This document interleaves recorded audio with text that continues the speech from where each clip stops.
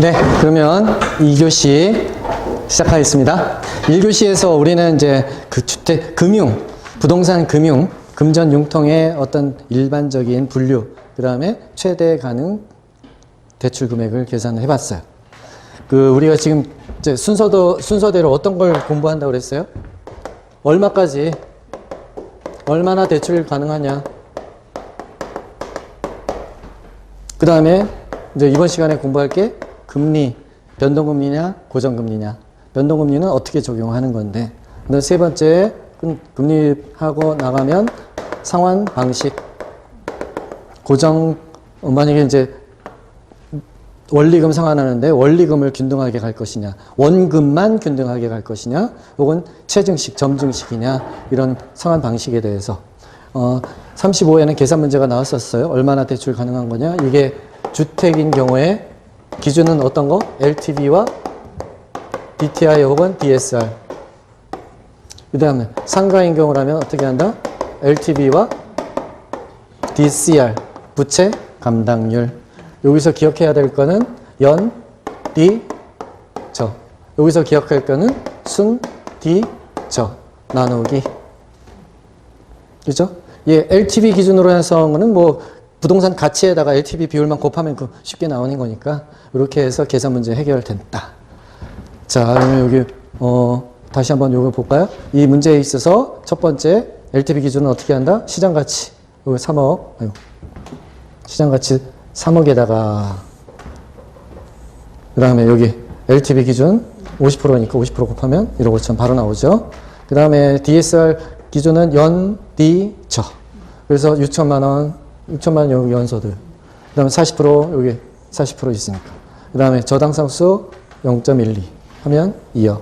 둘 중에 적은 금액. 그래서 1억 5천만 원이 최대 가능 대출 금액인데 잠깐만 뭘 체크한다? 기존에 담보대출이 있는지 없는지. 그래서 기존에 2천만 원씩 2천만 원 담보대출이 있으니까 2천만 원을 빼준다. 그럼 추가로 가능한 거는 1억 3천만 원까지만 가능합니다. 주거용, 그 다음 상업용은요. 네, 첫 번째 마찬가지죠. LTV 기준은 시장가치 8억, 그 다음에 LTV 60% 4억 8천 이하까지 가능합니다. 그 다음에 DCR, 상가니까 DCR이라고 있어요. DCR은 어떻게? 순, 디, 저.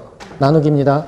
나누기 두 번 해주면 되는 거죠. 2억, 여기 2억 나오죠. 순영업소득. 그 다음에 DCR 2, 그 다음에 저당상수 0.2, 두 번 나누기 들어가면 5억 나온다. 둘 중에 적은 금액 4억 8천.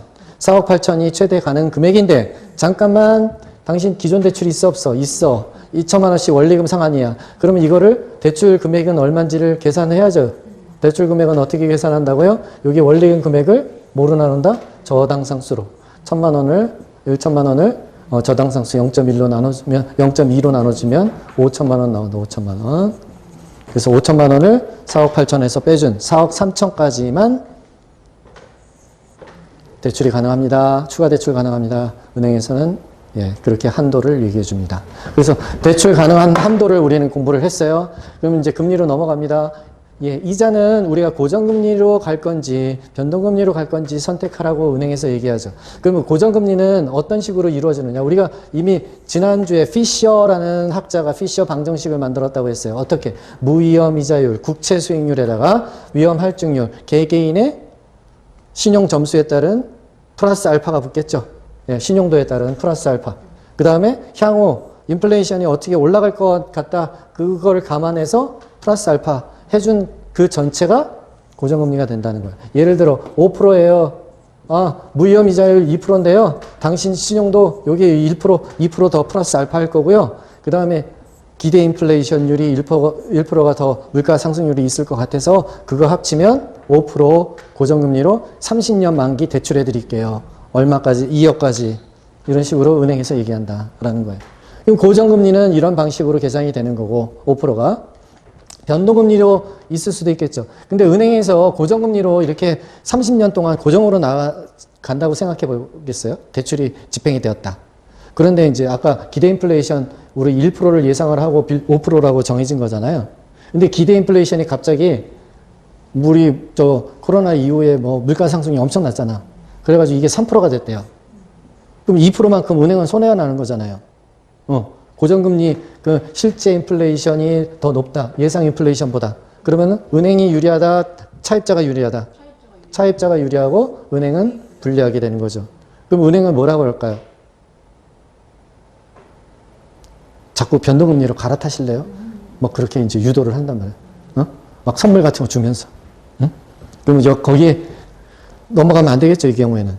근데 반대로 이제 예상 인플레이션이 0%래요. 1% 될 거라고 생각했는데. 그렇다면 얘기는 은행은 계속 남는 장사하고 있는 거죠. 네? 고정금리로 5%로 계속 집행이 되는데 여기에는 1%가 인플레이션이 있을 거 감안해서 5%를 책정을 해가지고 대출 금리를 받고 있는데 차입자는 계속 5% 30년 동안 무조건 내야 되잖아요.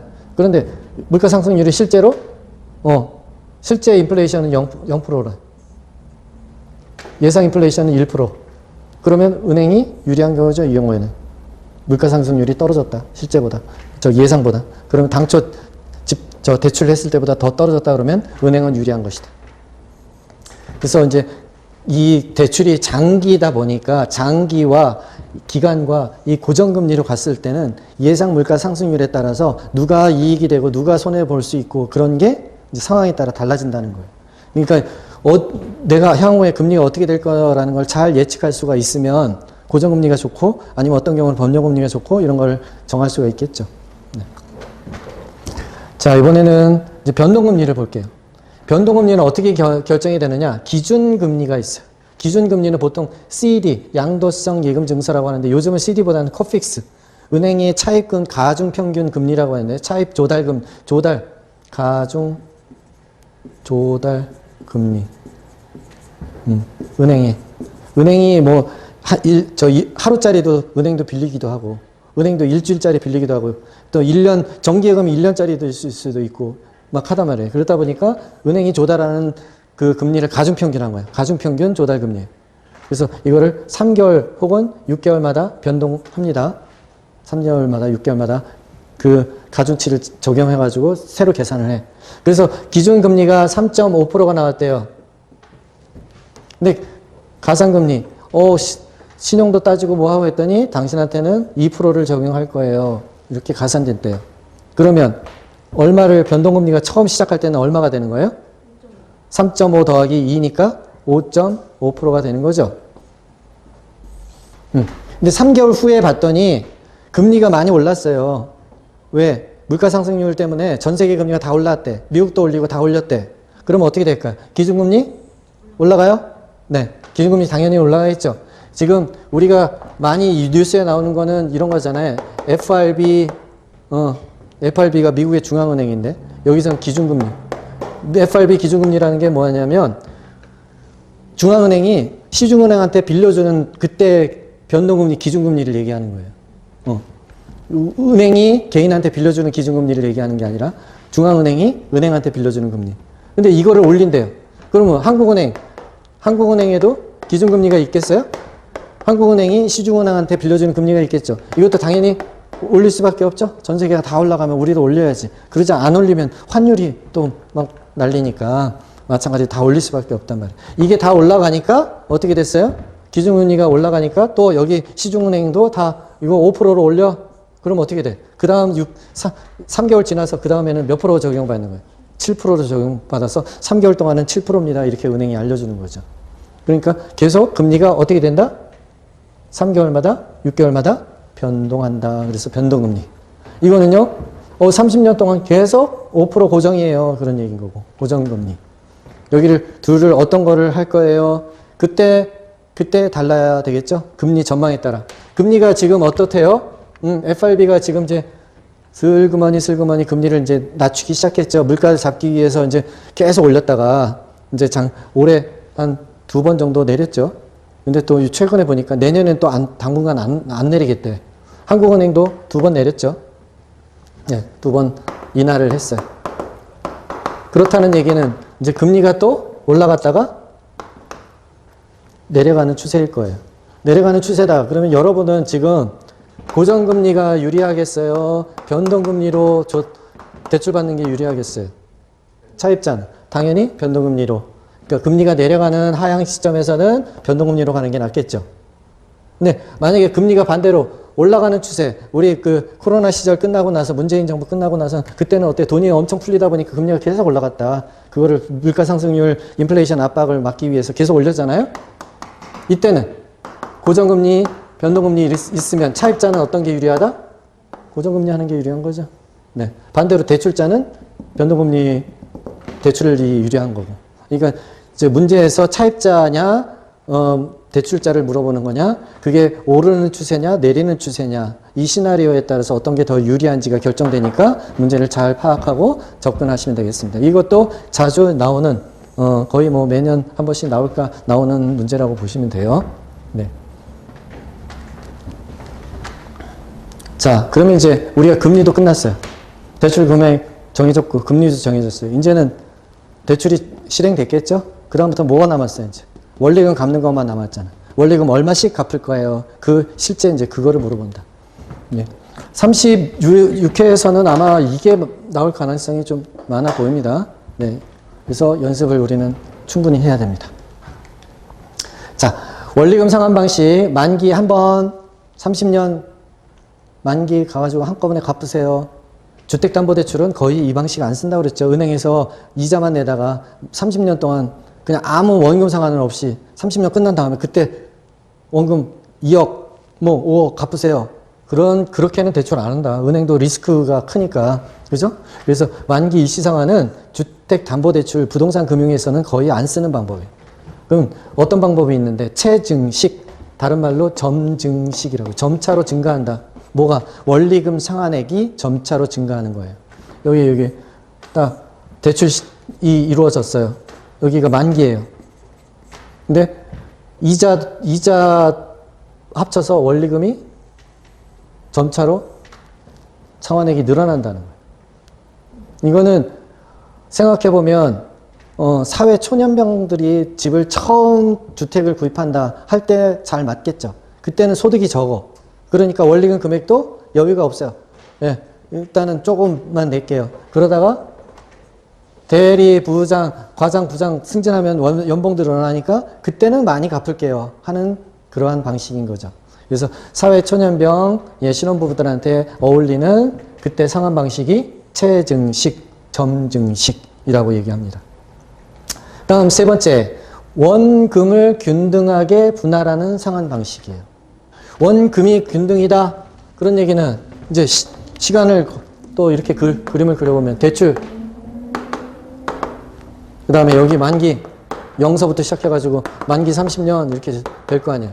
근데 매년 정해져 있는데 원금 상환액이 첫 해하고 두 번째 다 똑같다는 거예요. 원금 균등 분할 상환이다. 그러면 여러분 여기 10억을 대출 받았어요. 30년이래요. 뭐 계산하기 편하게 20년으로 바꿀까요? 20년 만기 대출 받았어요. 매년 얼마씩 갚아야 된다는 얘기예요. 원금으로. 5천만 원. 그렇죠. 어떻게? 10억 나누기 20년 하면 나오는 거죠. 네. 그러면 5천만 원. 그래서 여기 5천만 원, 5천만 원, 5천만 원, 5천만 원, 5천만 원 몇 회? 20회. 20회 하면은 끝나는 거죠. 네. 그게 원금 균등 분할 상환 방식. 그러면 첫 해 이자는 어떨까요? 이자가 많이 낼까요? 적게 낼까요? 많이 내죠. 10억에 대한 이자가 10억에 대한 이자가 있겠죠. 그 다음에 두 번째에는요. 9억 5천에 대한 이자니까 조금 줄어들겠죠. 조금 더 줄어들겠죠. 조금 더 줄어들겠죠. 줄어들겠죠. 그러다가 이자가 나중에는 거의 적다. 그럼 원리금 합계를 계산하면 어때요? 원리금 합계는 처음에는 많이 내다가 점점 줄어든다. 이런 구조가 원금 균등 분할 상환 조건입니다. 체증식하고 완전히 반대죠? 네. 체증식하고는 완전히 반대야. 자, 이번에는 네 번째로 원리금 균등입니다. 원리금이 균등해요. 이거는 원금이 균등한 게 아니에요. 무슨 뜻이야? 매년. 여기 0서부터 20년인데 매년 원금 플러스 이자 원리금이 다 동일하다는 거죠. 내는 금액이 50만 원이면 50만 원 딱 정해져 있다. 그러면 그 안에 원금은 어떻게 되고 이자는 어떨까요? 처음에 내는 금액의 상당 부분 이자가 되게 많이 겠죠. 이때는 왜? 10억에 대한 이자가 다 나가니까. 요거는 또 동일할 거 아니에요? 이쪽도 마찬가지로. 응? 그래서 이자 차지하는 부분이 노란 부분인데, 노란 부분은 점점 줄어들고, 여기 원금 차지하는 부분은 빨간색인데, 이 부분은 점점 늘어난다. 그런데 이 두 개를 합친 금액은 어떻다? 항상 예, 동일하다. 그 금액 그런 분할 상환 방식 이름이 원리금 균등 분할 상환 방식이라는 거예요. 그래서 그거를 각각 구분하는데 잘 문제를 파악을 해야 돼. 뭘 물어보는지. 자, 근데 여기 가중 평균 만기라는 거는 평균 만기예요. 만기 일시 상환해 보세요. 20년을 빌렸어요. 이때 평균 만기가 얼마일까요? 만기 일시 상환은 20년이죠? 20년 쭉 쓰다가 그냥 만기를 한꺼번에 갚는 거다. 그런데 이 원금 균등은 어때요? 처음에 많이 갚아요? 많이 갚죠. 이 노란색. 노란색 아니죠. 요 파트. 그죠? 정해진 금액. 원금 상환액. 초기에 원금 상환액이 많죠? 이거는 균등하게 꽤 많다. 근데 무슨 얘기냐? 요거에 비하면 더 많다. 원금 상환액이. 원리금 균등 방식에 있어서 여기 원금 상환액은 요만큼이잖아요. 근데 여기는 이만큼이야. 그래서 초기에 원금 상환이 빠르다. 뭐가? 원금 균등 방식이. 분할 상환 방식이. 그렇다면 자, 듀레이션 개념으로 이해해 보자고요. 평균 만기가 이건 짧다 길다. 평균 만기가 이건 만기 일시 상환이면 20년 그대로 간다고 그랬죠. 이거는 상환이 이렇게 미리미리 일찍 이루어지고 있으니까 평균 만기가 20년 다 가겠어요? 20년보다 훨씬 더 적겠어요? 훨씬 더 짧다. 그 다음 이것도 짧기는 짧은데 여기 원금 상환이 계속 이루어지고 있기 때문에 이것도 짧긴 짧지만 이것보다는 길다. 그래서 이렇게 정리하면 되겠어요. 듀레이션 기준으로 듀레이션이라는 게 대출의 평균 만기를 뜻하는데 듀레이션 기준으로 가장 짧은 거는 원금 균등 분할 상환 방식. 그 다음 원리금 균등 분할 상환 방식. 그 다음 체증식. 그 다음 만기 일시 상환이 가장 길다. 네, 그렇다는 얘기. 이거는 20년이면 20년 전부 다. 근데 이거는 20년보다 훨씬 더 짧다. 왜? 일찍 원금 상환이 이루어지고 있기 때문에. 이것도 있지만은 처음에는 원금 상환이 적자라고 말씀드렸죠? 원리금 균등은. 그래서 듀레이션 기준으로 순서가 이렇게 됩니다.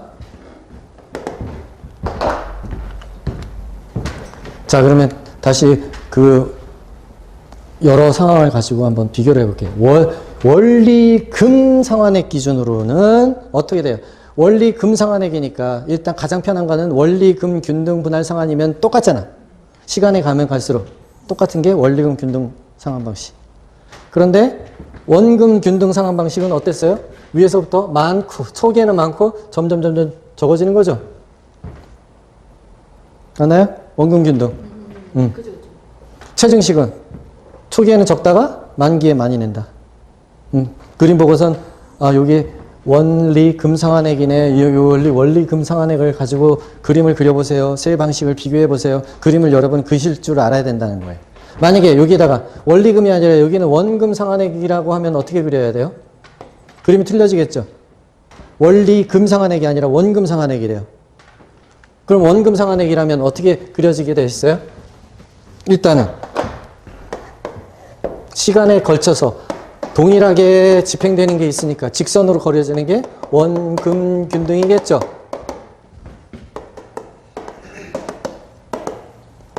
여기가 원리금이냐 원금이냐에 따라서 그림이 틀려진다. 지금 원리금은 이런 그림이지만 원금 상환액으로 이렇게 그린다면 일자로 수평되게 나오는 게 원금 균등이에요. 그렇죠? 그 다음에 원리금 균등은 어떻게 그릴 수 있어요? 처음에는 적다가 점점 가면서 많아진다고 그랬어요. 원리금 균등. 그렇죠? 네. 체증식은요? 체증식은 처음에는 아예 원금 상환이 하나도 없어. 그냥 이자도 거의 안 내. 오히려 부에 이런 식으로 가는 게 이런 식으로 가서 와 엄청 많이 내는 게 이게 체증식. 이렇게 그려질 수밖에 없어요. 네. 그래서 원금 상환할게요. 그림. 네. 자, 그럼 남아있는 저당 잔액이래요. 잔금. 잔금은 어떻게 될까요? 그럼 원금 균등이 가장 빨리 조기 상환이 된다고 그랬죠? 그 다음이 원리금 균등이라고 그랬죠? 그러면은 잔액 기준으로 그리면 어떻게 되겠어요? 당연히 처음에 일정한 금액이 계속 상환이 되니까 직선으로 내려오는 게 원금 균등이다. 이해되시나요? 정액 계속 까여 나가니까 원금이. 그 다음에 원리금 균등은 이렇게 약간 곡선으로 완만하게 초기에는 그래서 조금 증가하다가 예, 이렇게 되는 거고 체증식은 오히려 늘어나다가 확 줄어든다. 저당 잔액 크기 비교. 평균 만기 어떤 게 가장 크다고요? 여기 만기 일시 상환, 그렇죠? 그 다음에 체증식, 그 다음에 원리금, 원금 균등이 평균 만기가 가장 짧다. 자, 그러면 실제 문제를 가지고 한번 계산을 해보는 거예요. 실제 구조가 어떤지. 한번 여러분이 이제 이런 상황을 생각해 보세요. 2억을 대출을 받았대요. 2억 대출을 받았는데 이자율은 6%야. 10년 만기로. 저당상수가 R% N 집어넣으면 공식에 따라서 저당상수가 계산이 되는데 이거는 시험에 나온 다음에 주어진다. 이렇게. 주어진다. 이러면 한번 테이블을 제가 만들었는데 한번 볼까요? 처음에. 원금 균등 분할하고 원리금 균등 분할을 상환하고 각각 회차별로 얼마씩 상환해야 되는지 원금과 이자를 계산한 거예요. 자, 처음에 원금 균등 볼게요. 2억 맞아요? 2억 빌렸잖아. 근데 여기 2천만 원씩 무조건 갚기로 했어요? 10년 동안. 어떻게 나오는 거예요? 2억 나누기 10년 하면 2천만 원씩 무조건 갚으세요 하고 나오는 거죠. 그래서 2천만 원 쭉 채워넣는다. 그 다음에 이자 상환액 1200만 원은 어떻게 나올까요? 2억 곱하기 6% 하면은 1년에 한 번 이자 낸다고 생각할 때 그러면 1200만 원 나오는 거죠? 그러면 1년 동안 얼마 냈어요? 은행에다가 낸 금액은. 원리금 상환액 합계는 2천만 원에다가 1200만 원 합쳐서 3200만 원 낸 거예요.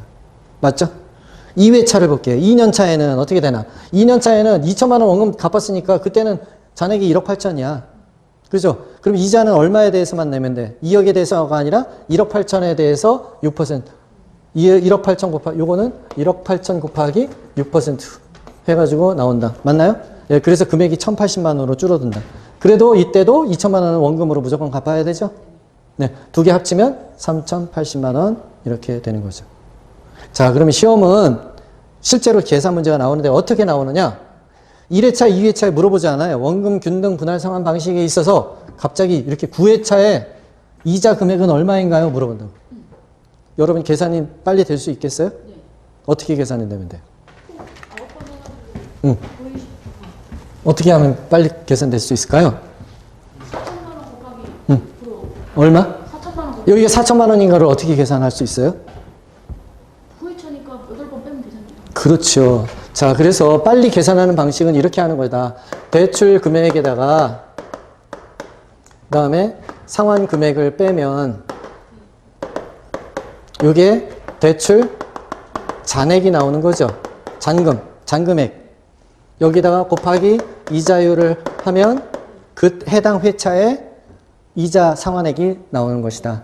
그런데 여기 상환 금액을 보면 여기 막 9회차 이자 상환액 얼마예요? 물어보면 대출 금액 2억에다가 빼기 상환 금액 2억 곱하기 2천 곱하기 8 하면 된다. 2천 곱하기 8. 맞나요? 네, 그러면 1억 6천만 원이니까 요게 4천만 원이네요. 4천만 원에 대해서 6% 240만 원이네요. 그래서 딱 240만 원 이렇게 나온다. 시험 문제 실제로 이렇게 9회차 물어보지 시시하게 1회차, 2회차 안 물어봐요. 예, 그러면 또 이것만 물어보는 게 아니라 원리금 합계는 얼마인가요? 물어본다. 그때도 2천만 원은 무조건 갚기로 했으니까 2천에다가 이자 금액 합치면 2,240만 원입니다. 그게 이제 시험 문제라는 거예요. 뭐 어려운 거 없죠? 네. 이게 원금 균등 분할 상환 방식. 자, 이제 원리금 균등 분할 상환 방식을 볼게요. 여러분 이제 이해가 빨라서 좋네요. 지난해 하다 보니까 이거를 이해가 안 돼가지고 그랬었는데 지금 보니까 다 표정을 보니까 다 이해가 다 되고 계시는 것 같아요. 자, 원리금 균등 분할 상환 방식에서는 융자액이 정해져 있어요. 근데 우리가 앞서서 대출 원리금 그 대출금 가능 금액을 계산할 때 부채 서비스액은 이건 다른 말로 원리금 상환액이라고 했고요. 이건 어떻게 계산된다고 그랬어요? 융자액에다가 곱하기 저당 상수를 하면 바로 나옵니다. 했어요.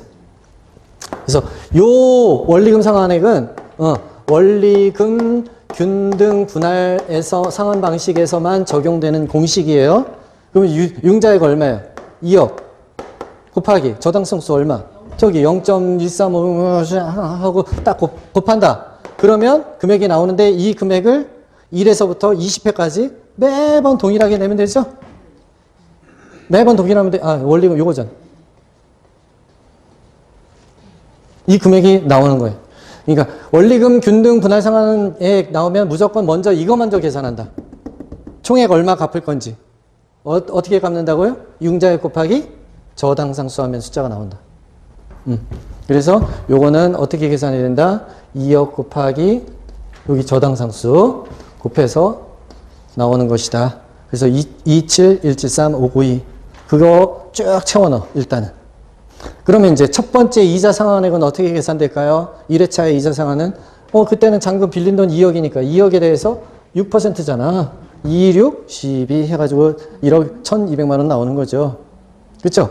근데 이때는 원리금 상환액이 이거고 이자 상환액이 이거니까 그렇다면 원금은 이 안에 이자 상환액이 빼면 그 차액만큼 원금이다라는 걸 알 수 있는 거죠. 맞나요? 네. 자, 그림으로 다시 돌아가면 이런 얘기예요, 지금. 우리는 시간에 거쳐서 지금 20회까지 상환액을 계산하는데 1회차 상환액을 봤더니 2억에 대해서 일정 금액 2회차에도 일정 금액, 3회차도 일정 금액. 이게 얼마? 27, 173, 592. 원리금 합계가 딱 정해져 있다. 동일하게. 맞죠? 매 회차마다. 그런데 이 안에는 지금 여기 이자 상환액 1,200만 원이 있고요. 네, 1,200만 원 나머지는 어떻게 되겠어요? 그러면 1,200만 원이 이자니까. 이 부분은 원금 상환액이 되는 것이다. 그 다음에 두 번째 이자액이 좀 줄어들죠? 점점 줄어들죠? 그러니까 원금 상환액이 점점 늘어난다, 오히려. 자, 근데 여기에는 원리금 균등 분할 상환에서는 이렇게 9회차 계산해 보세요. 이거 계산하기가 쉽지가 않아요.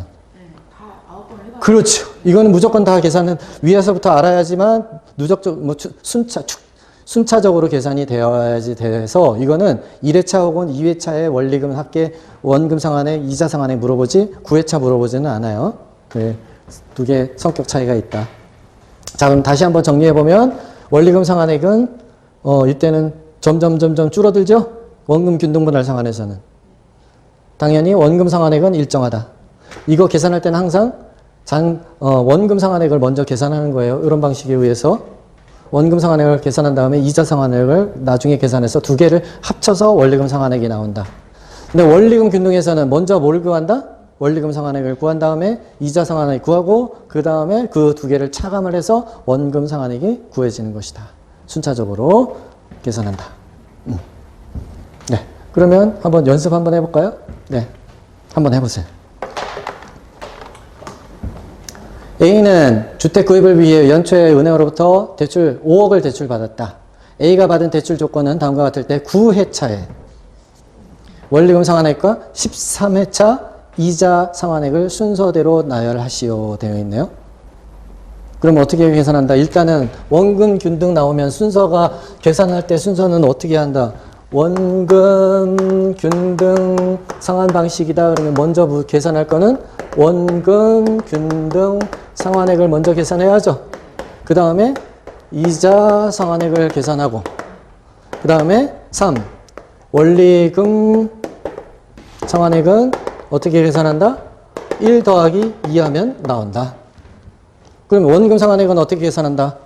원금 상환액, 네, 5억 나누기 20년. 그러니까 2,500만 원씩 무조건 갚는다. 그러면 이자 상환액은 이제 여기 문제에서는 9회차라고 그랬으니까 9회차 한번 계산해 보면 어떻게 한다? 5억에서 5억 빼기 5억 곱하기 얼마? 몇 회? 9회보다 한 단계 앞에 2,500 곱하기 8회 이렇게 하면 된다고 그랬죠? 곱하기 금리는 5% 가면 되죠? 네. 자, 그러면 2,500만 원씩 곱하기 8 하면 2억이네요. 요게 2억. 2억에서 5억 빼니까 3억 곱하기 5%니까 1,500만 원 나오겠죠? 네. 그러면 이제 기억은 찾았어요? 원리금 상환액이니까 요거까지 해야죠. 2,500에다가 1,500 더하면 4천만 원. 맞나요? 네, 4천만 원. 이게 기억. 니은은 어떻게 계산하나요? 똑같이 또 한번 해야죠. 1번 원금 상환액은 똑같다. 2,500만 원. 다시 계산할 필요 없겠죠? 1번 이자 상환액은 13회래요. 13회 이자 상환액은 5억에다가 빼기 2,500만 원 곱하기 몇 회? 13회가 아니라 하나 빠른 거 12회. 그러면 2,500만 원 곱하기 12 하면 3억이네요. 이게 3억 5억에서 3억 빼니까 이거는 2억. 2억에서 몇 프로? 5% 하면 1,000만 원. 맞죠? 그러면 답은 13회 이자액만 쓰라고 했으니까 이게 니은이죠?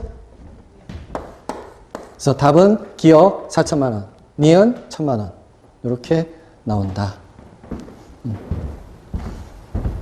이거는 여러분이 직접 계산기를 두들겨 봐야 돼요. 그냥 보고만 있으면 절대 답을 맞추기가 힘들어요. 실제 문제 나오면 항상 직접 해보셔야 돼. 자, 그럼 원금 균등은 그렇게 계산했고, 여기다가 채워넣으실 수 있겠어요? 네. 답은 여기 해설까지 있으니까 참고해가지고 확인해 보시면 되겠고, 그 다음에 이제 이거는 원리금 균등 분할 상환 방식으로 또 도전을 해볼게요. A씨는 주택급여를 위해 연초에 은행으로부터 연초에 3억을 대출받았다. 근데 2회차에 상환할 원금은 얼마인가요? 나와 있네요. 그러면 자, 이제는 원리금 균등은 순서가 이 순서로 가면 안 된다고 그랬죠. 원리금 균등 방식이니까 일단 뭐부터 계산한다? 원리금 상환액. 원리금 상환액은 어떻게 계산한다고요? 융자액 곱하기 저당상수. 맞나요? 네. 그럼 융자액 얼마? 3억. 저당상수 얼마? 0.094393. 계산해봐야죠. 3억 곱하기 0.094393. 네. 28317 하고 나오네요. 두 번째. 그럼 가야 될 거는 뭐예요? 이제 2회차 상환할 원금인데 2회차 바로 갈 수가 없다고 그랬죠. 1회차부터 이렇게 순서로 가야 된다고 그랬어. 1회차 이자 상환액은 얼마일까요? 먼저 이걸 계산해야 된다고 그랬습니다. 1회차 이자 상환액은 얼마예요? 당연히 3억 곱하기 이자율 7%. 2,100만 원이다. 그렇죠? 그러면 3. 1회차에 원금 상환액은 어떻게 계산된다고요? 1에서 2를 빼면 나온다고 그랬죠? 그러면 7, 317, 900. 자, 문제는 답이 저게 아니죠? 물어보는 문제는 어떤 걸 물어봤어요? 4번. 2회차에 상환할 원금을 구했지. 그러면 그 하기 위해서는 뭐가 더 필요해? 2회차에 이자 상환액을 먼저 또 한번 계산해야 된다. 맞나요? 네. 이자 상환액은 3억이 기존에 대출금이었는데 1회차에서 얼마 상환했어요? 7317900 곱하기 얼마? 7% 하면 얼마? 네. 3억 빼기 7317900을 빼면 292682100 곱하기 7% 하면 20487,747. 그러면 이제 5번 이제 정답을 찾을 수 있겠죠? 2회차에 원금 상환액은 뭐에서 뭐를 빼주면 돼? 1번에서 4번을 빼주면 되는 거죠. 1번 요거는 매 회차 동일 금액이니까. 그렇죠? 28317,900에서 빼기 20487,747을 빼면 7830153. 요게 정답이 되는 것입니다. 자, 그래서 이 원리금 균등 상환 방식은 이렇게 2회차, 3회차 원금 상환에 물으면 처음부터 쭈루루루 연관돼서 해야 되기 때문에 조금 시간이 더 걸리기는 해요. 그래서 좀 뭐 다들 어려워하긴 하는데 그렇다고 해서 뭐 이해가 안 되는 건 아니잖아요. 계산은 차근차근 해 가면 충분히 답을 구할 수 있는 문제다. 다시 한번 갑니다. 이게 2회차에 상환할 원금을 구하는 거래요. 2회차에 이자도 아니고 이자 상환도 아니고 원리금 상환액도 아니고 뭘 구한다? 원금 상환액을 구하라. 그러면 먼저 뭘 구해야 돼요? 원리금 균등 나오면 무조건 아무 생각 없이 그냥 먼저 해야 될 건 이걸 먼저 계산해야 돼. 매회에 얼마 상환해야 되는데 그건 3억 곱하기 저당상수 해가지고 28317,900이 나온다. 네, 여기가 출발점. 이게 되면 그 다음에 1회차에 이자 상환액을 계산한다. 이자 상환액은 어떻게 3억 곱하기 7% 2,100만 원. 그러면 28317,900에서는 2,100만 원이 이자니까 그 1번에서 2번을 차감한 그 금액이 뭐가 되겠어요? 1회차에 원금 상환액이 된다. 7317900. 그게 그 다음에 이어지는데 2회차에 이자 상환액을 계산할 때는 3억에서 1회차에서 7317900을 상환했으니까 빼주고 그러면 나머지 금액에 대해서 7% 이자가 계산이 되니까 2회차의 이자 계산액이 나오고 2회차의 원금 상환액은 매회 갚아야 되는 총 금액 2831790에서 2회차 이자 20487,747을 차감하면 1번에서 4번을 차감하면 그때서 비로소 2회차 원금 상환액이 계산될 수 있다. 그런 겁니다. 예, 조금 어려워도 꼭 한 번씩 꼭 해보셔야 돼요. 그러면 여러분 여기에다가 채워 넣어서 이제 해보시고 그 다음 장에 저희가 이제 해설 있으니까 참고를 해가지고 맞춰보시면 되겠습니다. 됐죠? 네. 그럼 우리가 지금 뭐 했어요? 총 가능 대출 금액 계산했고 그 다음에는 금리를 어떤 거로 선택할 거냐? 보정금리나 변동금리나. 그 다음에 뭐 했어요? 몇 회차의 상환 금액, 원리금 상환액은 얼마인가요? 상환 방식에 따라서 예, 상환 방식 전체를 개념을 물어보거나 아니면 이렇게 계산 문제는 꼭 무조건 나옵니다. 자, 이제 잔금 비율에 대해서 공부를 한번 해볼게요. 잔금 비율. 잔금 비율은 뭐예요? 잔금이 얼만큼 남아있느냐? 처음 대출한 거에서 실제 지금 잔금, 대출 금액 분의 잔금. 이게 잔금 비율이겠죠? 예, 잔금 비율. 그럼 현재 잔금 여기다 집어넣고 대출 금액 넣으면 잔금 비율이 나온다. 그러면 이제 원리금 균등 분할 상환에서는 항상 우리가 기억해야 되는 하나의 공식이 있었어요. 어떤 관계가 있었어요? 원리금 균등 분할 상환 방식이래요. 그러면 융자액은 부채 서비스액은 융자액 곱하기 저당 상수였어요. 그렇죠? 네. 그럼 대출 금액 여기 20년간 원리금 균등 분할 상환으로 계속 일정 금액을 상환해 나가기로 했어요. 그럼 여기가 20년인데 여기 5년 지났대요. 그럼 남은 기간은 몇 년? 15년이죠. 요 시점에서 대출 여기 잔금 비율이 얼마인가요? 물어보는 거예요. 원리금 상환을 쭉 해왔단 말이에요. 5년 동안은. 그랬는데 남은 금액 잔액 계산해서 원리금 비율이 어떻게 되나요? 하는 거예요. 그러면 이거 전체에 있어서의 융자액은 어떻게 전체 융자액은 어떻게 계산할 수 있어요? 이 공식에 따르면 부채 서비스액 원리금 상환액이죠. 나누기 저당 상수가 돼. 맞나요? 맞죠? 네. 요식에서 융자액이 이렇게 나오니까 네, 부채 서비스액 나누기 저당 상수가 돼. 그럼 부채 서비스액이 만약에 여기 200만 원씩이래요. 매기 200만 원씩, 200만 원씩, 200만 원씩, 200만 원씩 동일하게 갚아 나가는 거잖아요. 원리금 균등 분할 상환이니까. 그렇잖아요. 근데 이게 전체 이게 20년짜리. 만약 금리가 5%라면 5%에 해당하는 저당 상수를 여기다가 나눠주면 돼. 근데 요 시점에서 그럼 남은 기간 동안에 이 대출 융자액은 어떻게 계산할 수 있을까요? 잔존 융자액은 또 여기 때 200만 원, 200만 원 똑같은 부채 서비스액 내겠죠?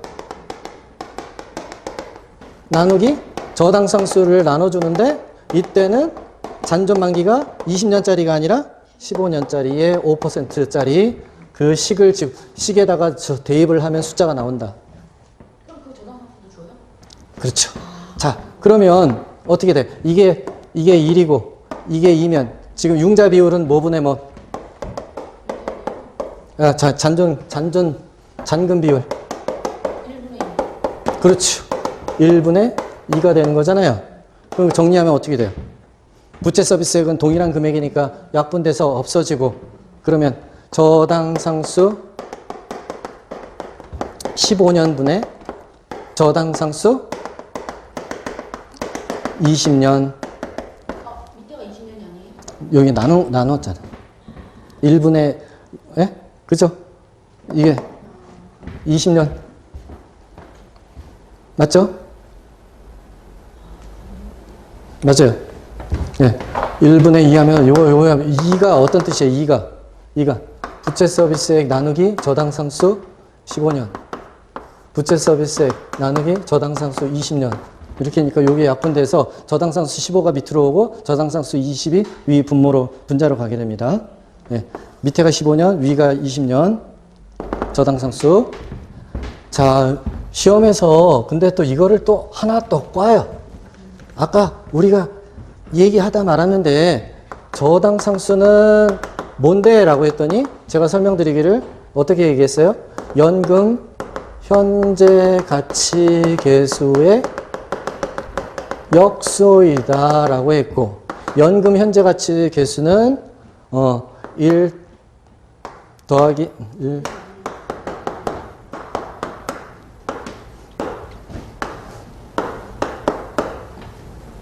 이 공식이 이렇다라고 말씀을 드렸어요. 잠깐 쉬는 시간에. 이거를 외울 필요는 없어요. 외울 필요는 없어. 그럼 왜 외울 필요는 없는데 이것 자체 숫자를 준다. 그런데 착한 사람은 저당상수 15년이 얼마고 저당상수 20년이 얼마예요. 이렇게 주면 여기다 바로 대입하면 좋잖아요. 근데 그 사람 어떤 출제자들은 이거를 저당상수로 안 주고 연금 현재 가치 계수로 줘요. 숫자를. 그러니까 문제란 말이야. 그러면 연금의 현재 가치가 1.2다. 그렇다면 저당상수는 얼마라는 거야? 1.2분의 1. 연금의 현재 가치가 5다. 그러면 저당상수는 얼마라는 얘기예요? 5분의 1. 그 숫자를 찾아서 여기다 넣어야 된다는 거예요. 답을 저당상수로 안 주고 뭘로 준다? 연금의 현가 계수로. 네. 그러면 문제를 한번 볼게요. 잔금 비율이라는 건 상환 비율 더 합치면 당연히 100% 1 나와야 되겠죠? 예. 그러면 정리를 해보면 이렇게 된다고요. 부채 서비스의 융자액은 부채 서비스액 나누기 저당 상수. 맞나요? 네, 맞죠. 그거를 저당 상수는 다시 역수기 때문에 연금의 현가 계수. 그래서 30년 만기 원리금 균등분할 상환 조건에 대출금 1억 원에 그 계산을 해보면 1억 원은 어떻게 계산이 된다? 원리금 상환액 곱하기 저당 상수 30년. 만약에 여기 5%짜리면 5% 대입하면 숫자가 나오는데 이 얘기는 다시 고쳤으면 어떻게 된다? 원리금 상환액 30년은 이거는 원리금 상환액 곱하기 연금 현가계수 30년짜리 이렇게 곱하는 거나 똑같다고 그랬죠? 네. 그리고 5년 후에 미상환 대출 잔액은 25년짜리를 적용하는 것이다. 그럼 잔금 비율을 계산하면 이렇게 계산이 되기 때문에 예, 긴 게 위로 간다고 그랬어요. 그죠? 네. 저당상수는 25년이 밑으로 오고. 근데 이거를 저당상수로 답을 안 주고 뭐로 준다? 연금 현가계수를 알려준다 그랬죠? 분모분자가 그러면 바뀝니다. 왜? 연금 현가계수와 저당상수는 서로 역수이기 때문에. 그래서 여기 긴 게 밑으로, 짧은 거는 분자로, 연금 현가계수 기준으로는. 자, 문제를 볼게요. 20년간 매월 원리금 균등 상환 조건으로 10% 1억 원의 융자를 받았다. 15년 후 미상환 대출 비율은 약 몇 프로인가? 그러면 이게 전체가 몇 년? 20년인데 15년 후니까 여기가 남은 기간 몇 년? 5년. 이렇게 계산해야죠. 그러면 식은 어떻게 된다는 거야? 저당상수로 표현하면 잔금 비율은 저당상수 짧은 거 긴 거. 저당상수라면 짧은 거 밑에. 그러니까 여기 부모 몇 년? 5년. 잔여 기간. 15년 후니까 여기 잔여 기간은 5년이잖아요. 5년. 위에 뭐다? 전체 기간. 이거는 전체 만기. 이거는 잔여 만기. 맞나요? 네. 이거는 연금 현가계수로 고치면 바뀐다고 그랬죠? 예, 5년. 연금 현가계수 20년. 이렇게 바꿔주면 된다. 문제는 뭘로 나왔어요, 여기? 연금 현가계수로 나오잖아. 그러면 불러주세요. 그럼 몇 분의 몇? 지금 20년이니까 103.62분의 47.03. 47.03. 이거 뭐 계산 어려워요? 이렇게 계산하는 게 시험 문제다라는 거. 그럼 47.03 나누기 103.62 하면 45.387 이렇게 나오네요. 이게 뭐예요? 잔금 비율이에요? 상환 비율이에요? 잔금 비율이다. 그러면 시험 문제는 이걸 물어볼 수도 있고 상환 비율을 물어볼 수도 있겠죠. 상환 비율은 몇이다? 100에서 45.387 빼면 되는 거죠? 맞습니다. 계산 빨라서 좋습니다. 자, 잔금 비율은 어떻게 계산한다고요? 저당상수 잔여 만기분의 저당상수 전체 만기. 그런데 이렇게 시험에 숫자를 알려줄 때 저당상수로 알려주지 않고 연금 현가계수로 얘기하는데 연금 현가계수와 저당상수는 서로 역수, 분의 1이다. 분의 1. 그렇기 때문에 분모분자가 서로 바뀐다. 연금 현가계수 전체 만기 20년짜리, 연금 현가계수 5년짜리가 분자로. 따라서 103.62분의 47.03. 그렇게 해서 정답이 나오게 된다는 거예요.